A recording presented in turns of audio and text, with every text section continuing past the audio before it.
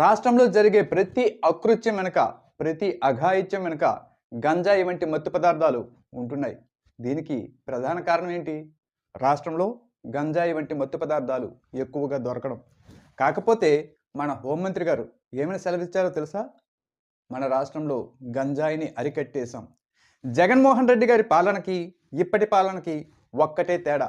జగన్మోహన్ రెడ్డి గారు ప్రజలకు మంచి చేయాలని అనుకొని, రాష్ట్రంలో గంజాయి ఉండకుండా చేయాలని అనుకొని ఎక్కడికక్కడే గంజాయి సాగుని అరికడుతూ, అడ్డుకుంటూ ఆయన కేసులు బుక్ చేయించారు. దానివల్ల ఏమైంది? జనానికి ఇక్కడ పట్టుబడ్డ గంజాయి, అక్కడ పట్టుబడ్డ గంజాయి, ఇక్కడ గంజాయి తోటనే అరికట్టారు, ఇలాంటి వార్తలన్నీ ఎక్కువగా కనిపించడం వల్ల అమ్మో రాష్ట్రంలో గంజాయి ఇంతుంటుందా అనుకున్నారు. కానీ ఇప్పుడు అవేవీ లేకపోవడం వల్ల, వాటి గురించి చర్చే లేకపోవడం వల్ల వావ్, మన ఆంధ్రప్రదేశ్లో అసలు గంజాయే లేకుండా చేసేశారు అని ముచ్చట పడుతున్నారు. నిజానికి సిగ్గుపడాల్సిన విషయం.